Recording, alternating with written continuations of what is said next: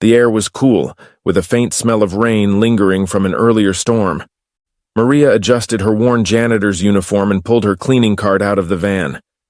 The North Point Bank loomed in the heart of downtown Los Angeles, its glass exterior reflecting the glow of streetlights. Her shifts always started at 9 p.m. sharp, and she liked being punctual. The back entrance clicked open as she swiped her access card. She greeted the security guard, a man named Larry who was more interested in his phone than anything happening around him. "Evening, Maria," Larry mumbled, barely looking up. "Evening," she replied, her voice soft. This was her life, quiet, predictable, and painfully routine. The bank was her second home, a place she knew like the back of her hand. Over 3 years, she had walked the same halls, scrubbed the same floors, and emptied the same trash bins. Maria's life outside the bank was far from stable. Her daughter Sophia was sick, her tiny body ravaged by an illness Maria couldn't afford to treat. The medical bills stacked on the kitchen counter were a constant reminder of how powerless she felt. She lived in a small apartment, the paint peeling from the walls and the pipes groaning with age. Each month was a battle to keep the lights on and food on the table. That night, as she pushed her cart through the bank's silent corridors, her thoughts were heavy with worry. Sophia's fever had spiked again, and the doctors had warned Maria that time was running out. "She needs this treatment," the doctor had said just days before. "If you wait too long—" Maria shook her head, pushing the thought away.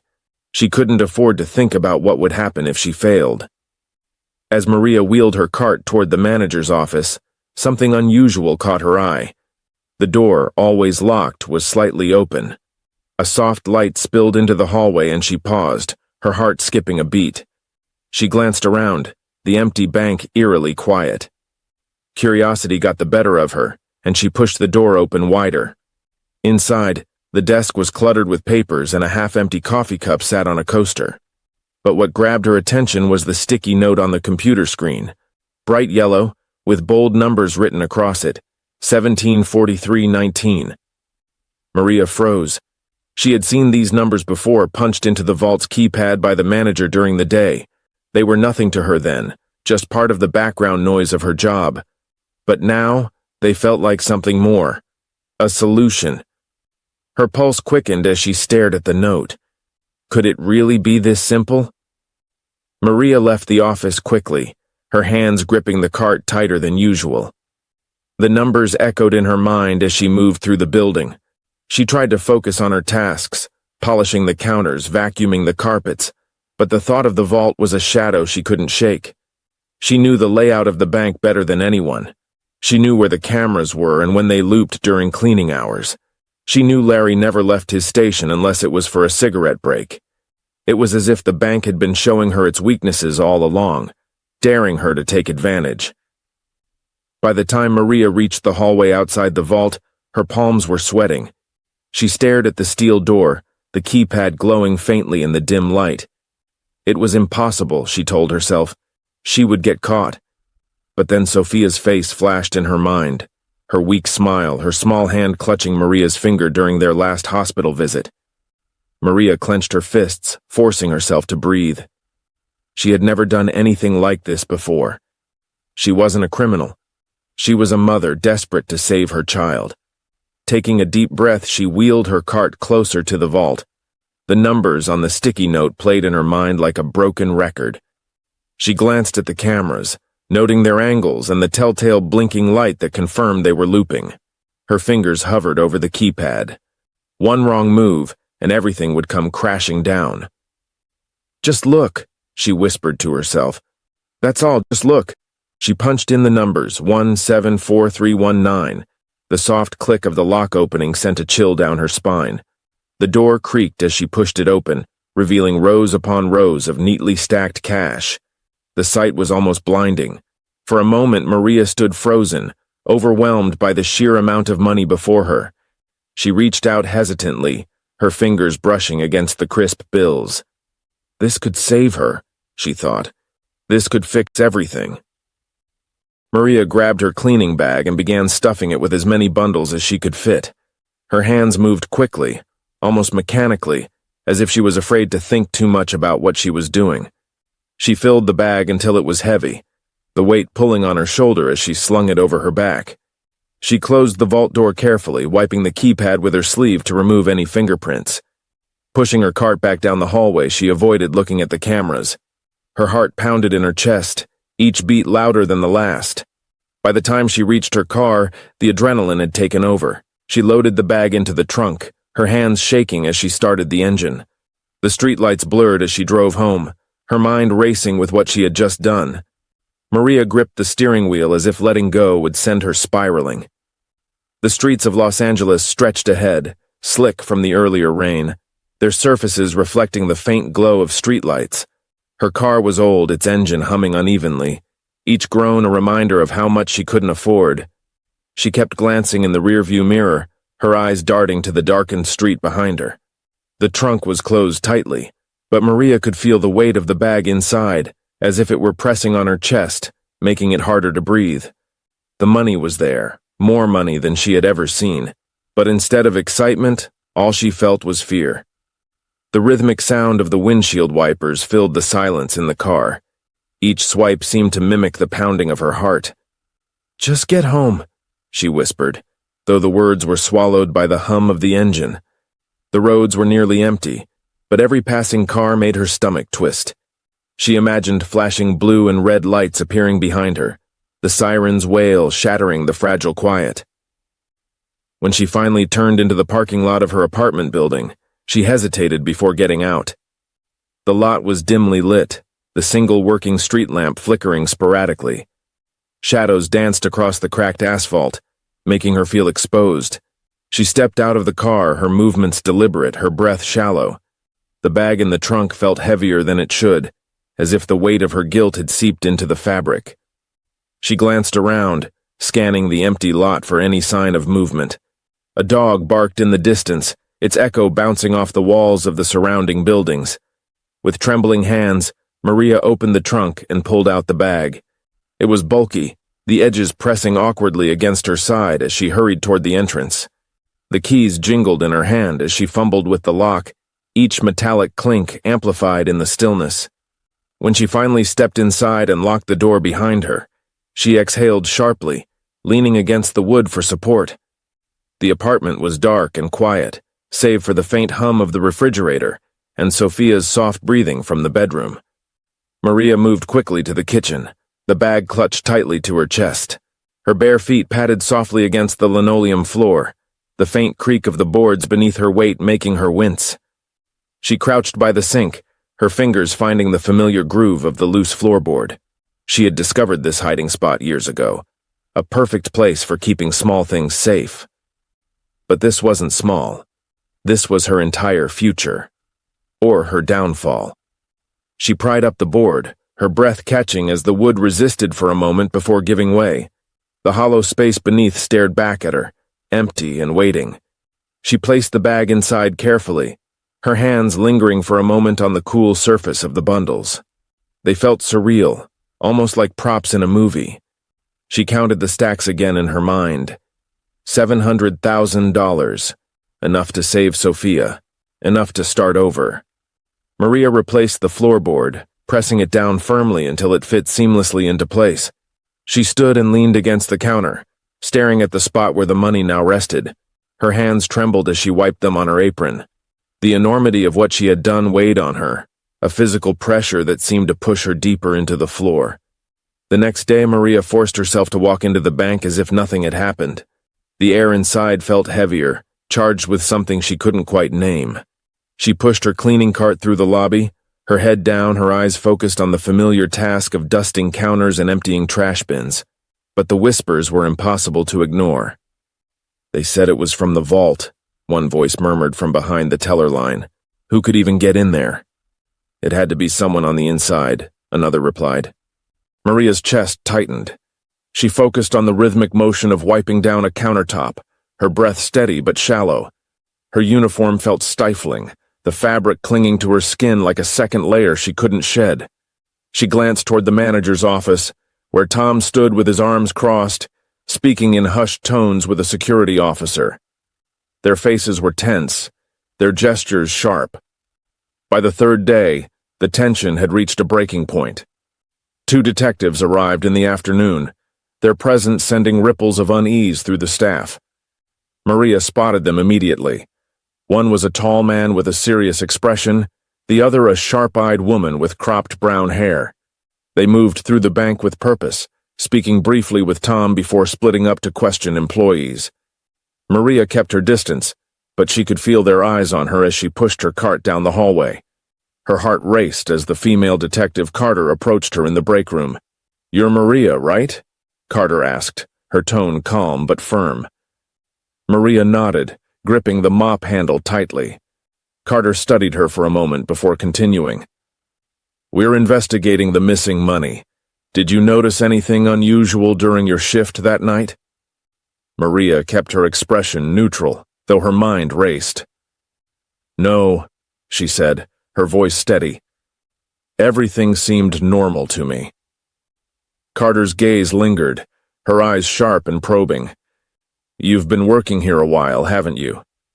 Maria nodded again. 3 years. Carter tilted her head slightly as if weighing Maria's words. After a moment, she nodded. "All right. Let us know if you think of anything." As Carter walked away, Maria exhaled slowly, her grip on the mop loosening. But the detective's presence lingered like a shadow, her questions replaying in Maria's mind. That night, Maria sat at the kitchen table, staring at the spot where the loose floorboard hid the money. The apartment was silent, except for the faint ticking of the clock on the wall. Sophia slept soundly in the next room, her soft breathing a reminder of why Maria had done this. But the weight of her actions was unbearable. Every sound outside, the rumble of a car engine, the distant wail of a siren, made her flinch. She imagined detectives knocking on her door, their sharp voices demanding answers she couldn't give. She rested her head in her hands, her thoughts a tangled mess of fear and regret. She had done this for Sophia, she reminded herself again and again, but the guilt was a shadow she couldn't escape, pressing down on her with relentless force. Maria's footsteps echoed softly through the bank's marble floors as she pushed her cleaning cart down the quiet hallway. It had been a week since the money disappeared, and the tension inside North Point Bank had grown unbearable. Employees avoided meeting each other's eyes, their conversations reduced to whispers. Every closed door felt like it hid a secret, and Maria was certain some of those secrets were about her. She tried to focus on her routine, scrubbing the floors in small, deliberate circles, but her ears picked up every murmur, every hushed tone. "Do you think it was someone here?" A voice floated from the break room as she passed. Maria's heart clenched, but she kept moving, her cart squeaking slightly against the polished floor. The detectives had returned twice since their first visit, each time casting a heavier shadow over the already tense atmosphere. Detective Carter seemed particularly relentless, her sharp gaze sweeping the room like she could smell guilt.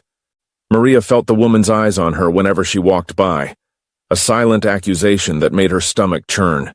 She had spent hours rehearsing her responses in her head, preparing for the possibility of more questions. "Keep it simple," she told herself. "You're just the janitor. No one suspects the janitor." That evening, as Maria cleaned the manager's office, she felt the air shift.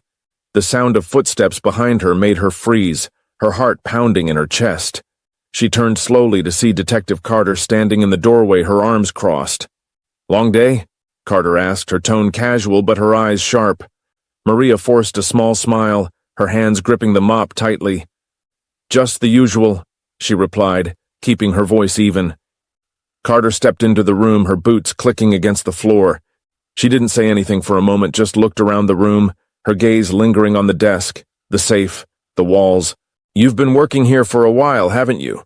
Carter finally said, her voice calm but probing. Maria nodded.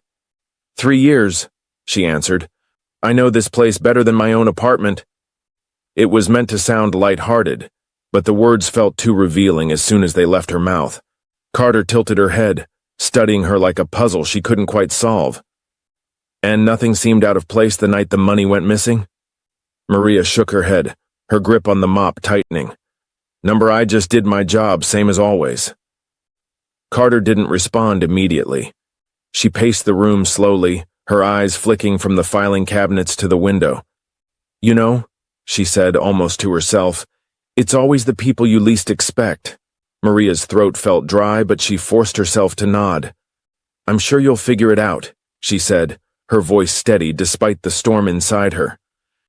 Carter glanced at her one last time before leaving the room, but Maria felt like the detective's presence lingered long after she was gone.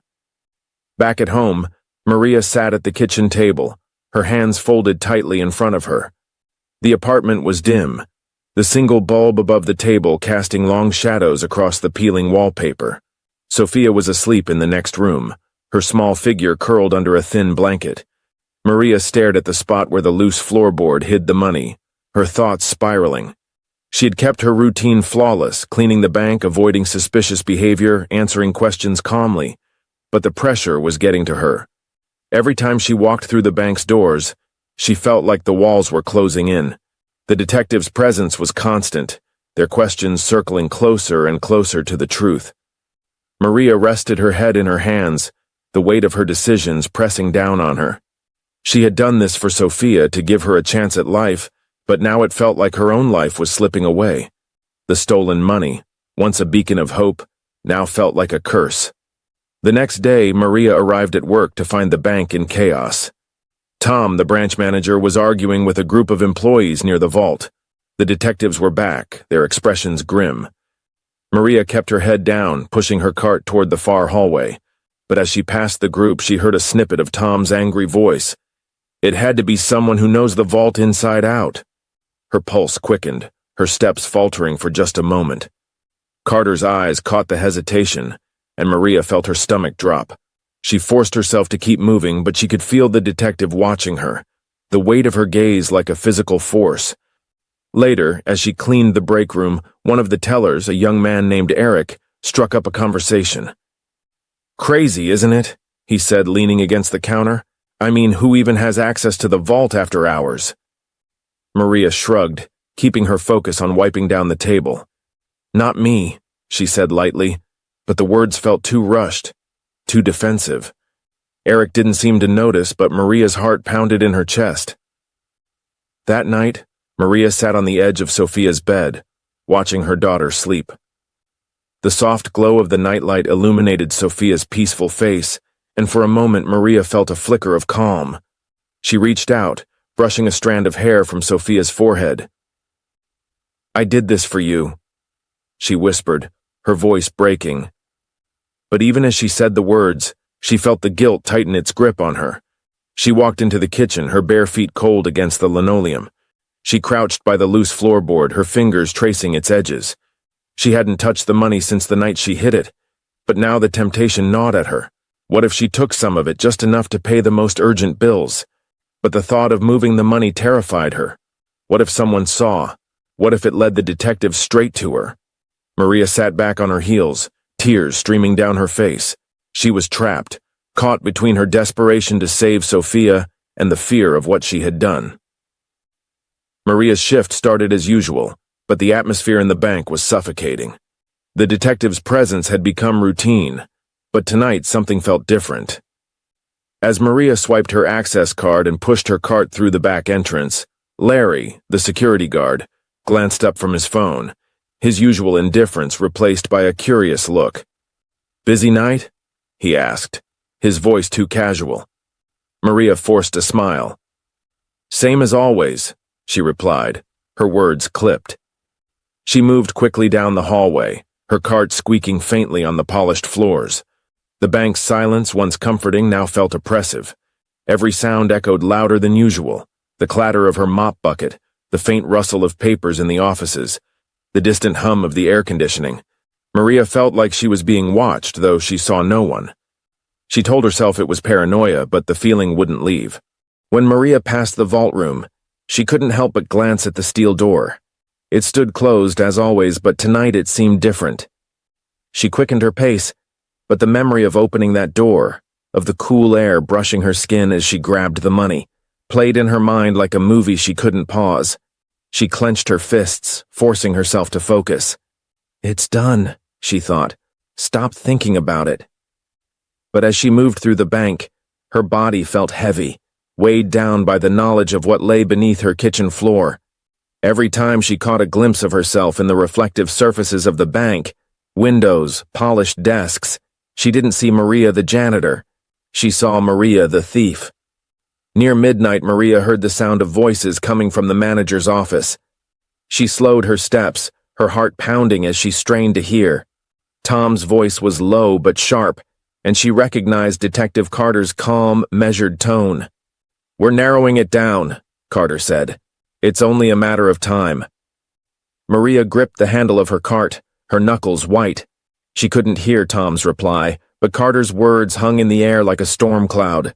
Maria quickly moved away, her breathing uneven. She ducked into the break room and leaned against the counter, her hands trembling. "They don't know it's you," she told herself. "They can't know." But the words felt hollow. She splashed cold water on her face, the icy sting grounding her for a moment. By the time Maria finished her shift, her composure was slipping. She avoided eye contact with everyone, her answers short and rushed whenever someone spoke to her. She caught a glimpse of herself in the bathroom mirror before leaving.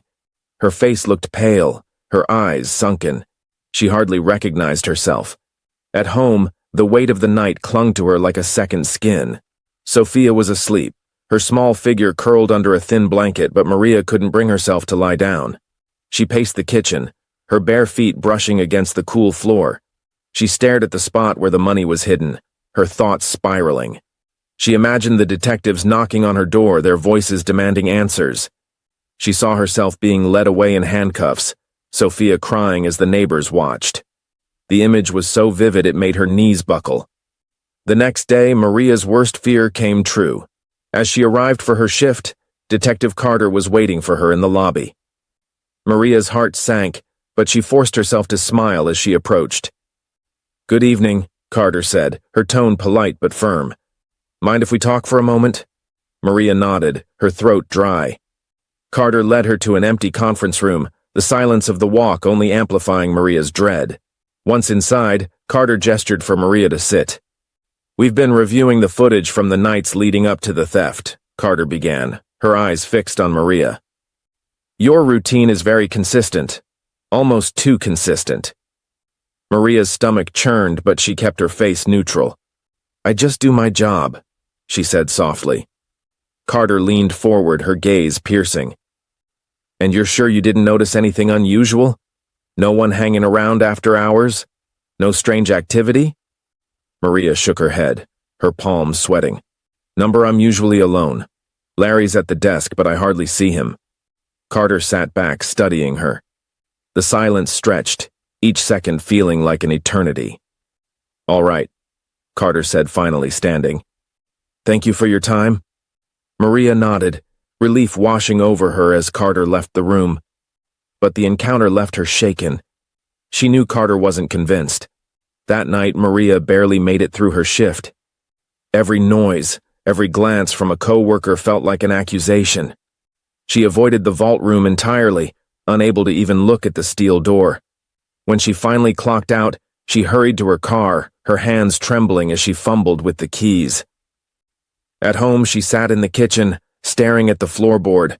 The money was supposed to be the solution to her problems, but now it felt like a ticking bomb, waiting to explode. Maria buried her face in her hands, the guilt and fear overwhelming her. She had done this for Sophia, she reminded herself, but now she wasn't sure if it was worth the price. Maria's last shift at North Point Bank began like any other, but she could feel the difference in the air. The lights seemed harsher, the silence heavier, as though the building itself knew what was about to happen. She parked her car in the same spot she had for 3 years, gripping the steering wheel for a long moment before stepping out. The bag of money, still hidden beneath her kitchen floorboards, felt like a ghost following her everywhere she went. As she swiped her access card at the back entrance, Larry glanced up from his phone. This time, his usual indifference was gone. His eyes lingered on her a moment too long, making Maria's chest tighten. "Evening, Maria," he said, his tone oddly deliberate. She nodded, muttering a quick "evening," before pushing her cart down the hallway. Her palms were damp, her heart pounding with every step. Halfway through her shift, Maria noticed the detectives standing near the vault room. They weren't talking this time. Detective Carter's sharp eyes locked onto her as soon as she entered the hallway, and Maria's breath caught. Carter whispered something to her partner, who nodded and walked off in the opposite direction. Then Carter began walking toward Maria. Maria's grip tightened on the handle of her card as Carter stopped in front of her. "Maria," Carter said, her tone calm but firm. "We need to talk." Maria swallowed hard, forcing herself to nod. "Of course," she replied, her voice barely audible. Carter gestured toward the manager's office, and Maria followed, her steps heavy. Inside, Carter closed the door, the sound echoing in the quiet room. She leaned against the desk, crossing her arms as she studied Maria. "We've been reviewing more footage," Carter began, her voice measured, "and we've noticed something interesting." Maria felt her stomach drop. Her hands clenched into fists at her sides, but she kept her expression neutral. Carter continued, her gaze never leaving Maria's face. "The cameras may not have captured everything, but patterns tell a story. Your shifts, your movements, they don't add up, Maria." Maria's throat went dry. She tried to speak, but no words came out. Carter took a step closer, her voice lowering. "Do you have anything you'd like to tell me?" Maria felt the weight of the past weeks crashing down on her. The fear, the guilt, the sleepless nights, it all bubbled to the surface. Her chest felt tight, her breathing shallow. She opened her mouth, her voice shaking as she said, "I didn't mean to." Carter's eyes narrowed. "You didn't mean to what, Maria?"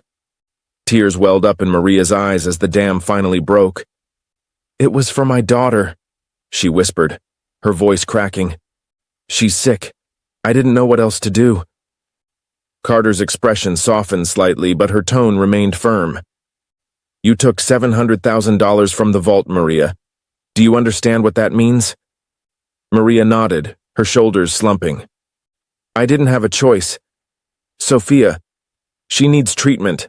I thought I could fix everything." Carter sighed, her sharp demeanor giving way to something almost compassionate. "Maria, I get it, but this isn't the way.